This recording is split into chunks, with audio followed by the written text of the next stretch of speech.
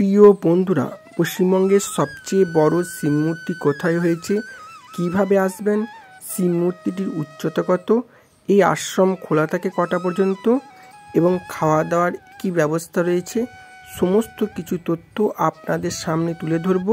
আপনারা সঙ্গে থাকুন আর পুরো ভিডিওটি দেখতে থাকুন।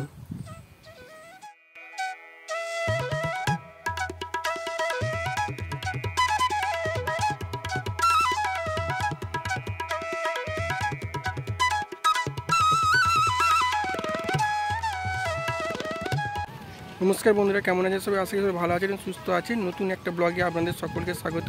বন্ধুরা, আজ চলে এসেছি নবদ্বীপের সবচেয়ে বড় শিব মন্দিরে।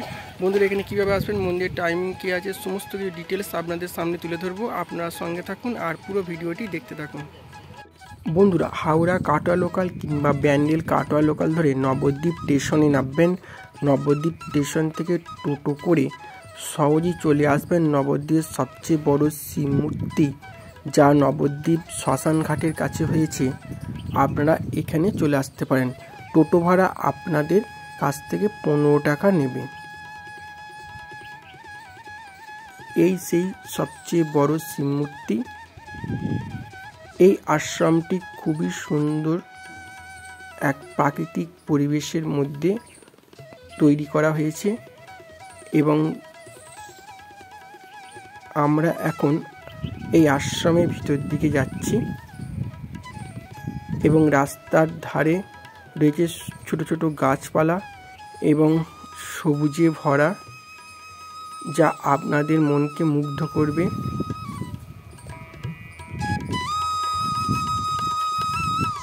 এই আশ্রমে রেস্টুরেন্টেরও ব্যবস্থা রয়েছে। আপনারা এখানে ফাস্টফুড খাবার খেতে পারেন।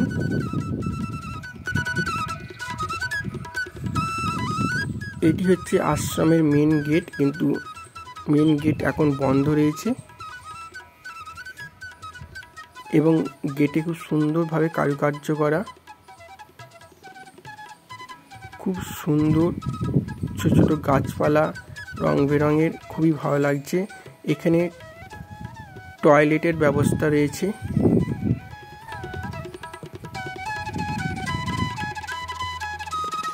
এবং খুব সুন্দর পরিবেশ।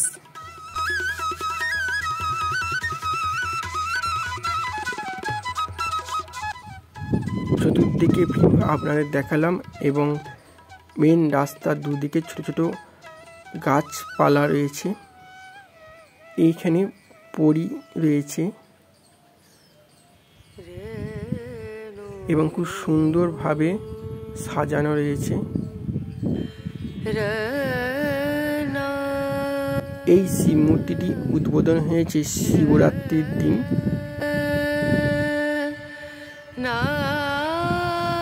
খুব সুন্দর সুন্দর ফুল গাছ রয়েছে এখানে।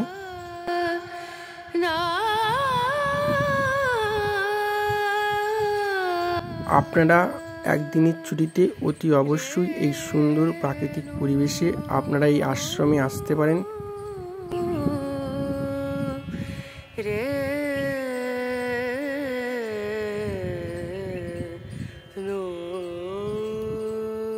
বন্ধুরা, ভিডিওটি ভালো লাগলে লাইক, কমেন্ট এবং শেয়ার করবেন। আর যারা আমার চ্যানেল নতুন, চ্যানেলটি সাবস্ক্রাইব করে অল নোটিফিকেশনটি অন করে রাখবেন, যাতে নতুন নতুন ভিডিও আপনাদের কাছে পৌঁছে যায়। এই শিব মূর্তিটির উচ্চতা 80 ফুট, অর্থাৎ 20 ফুট যদি এই পাহাড়টি হয়, 60 ফুট রয়েছে শিব মূর্তি, যা পশ্চিমবঙ্গের সবচেয়ে বড় শিব মূর্তি।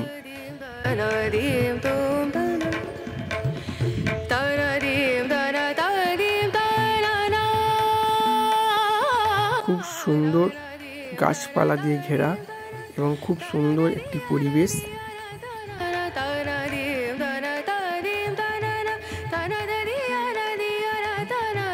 নবদ্বীপ এই বড় শিব মন্দিরে যেসব বন্ধুরা এসেছেন তারা কমেন্ট করে জানাবেন এবং যেসব বন্ধুরা আসছেন তারাও কমেন্ট করে জানাবেন।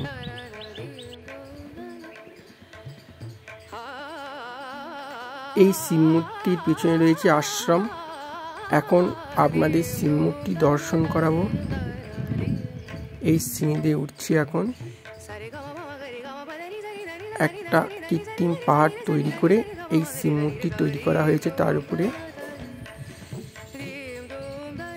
ভোলে বাবাকে আপনাদের দর্শন করালাম।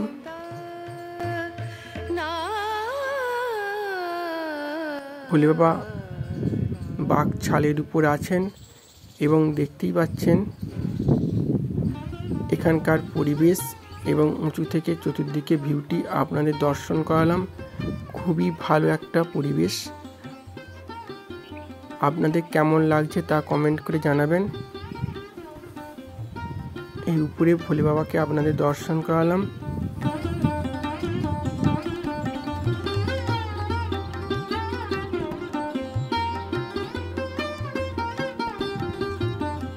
চতুর্দিকে ভিউ আপনাদের দেখালাম।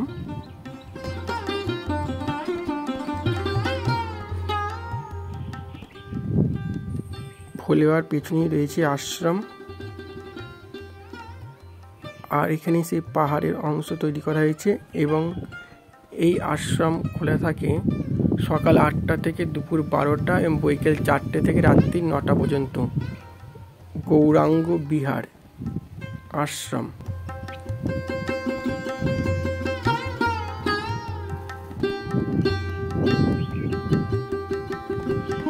এখন আপনাদের সমাধি মন্দির দর্শন করাবো এবং রাস্তার দুই দিকে সবুজে ভরা গাছপালা খুবই মুগ্ধ করবে আপনাদের।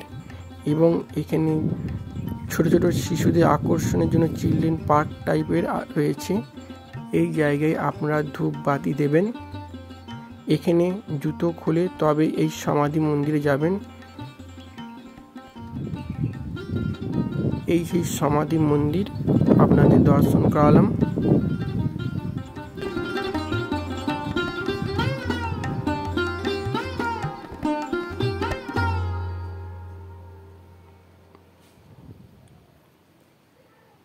এই জায়গায় সিংহ, বাঘ এবং ময়ূর কৃত্রিমভাবে তৈরি করা হয়েছে। এই সমাধি মন্দির।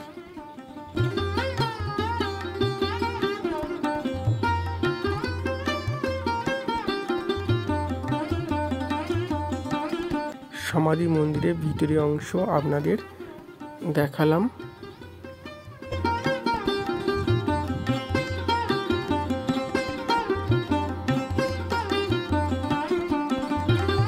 নবদ্বীপ থেকে যেসব বন্ধুরা দেখছেন কমেন্ট করে জানাবেন।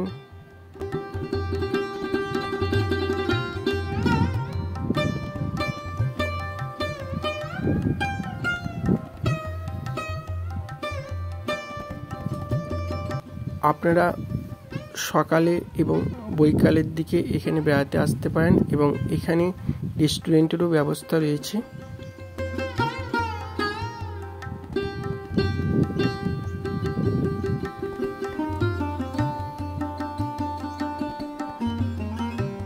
এখানে হাতি ও ময়ূর রয়েছে।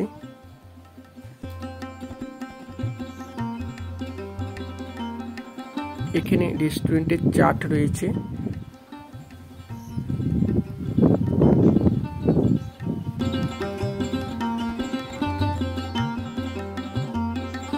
বাবা ভোলে বাবাকে আপনাদের দর্শন করালাম।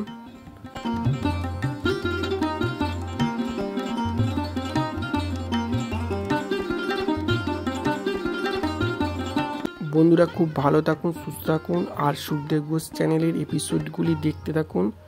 পরবর্তী ভিডিও নিয়ে আসছি। এখানকার প্রাকৃতিক পরিবেশ খুবই সুন্দর। এটি হচ্ছে এই মন্দির বা আশ্রমের মেন গেট।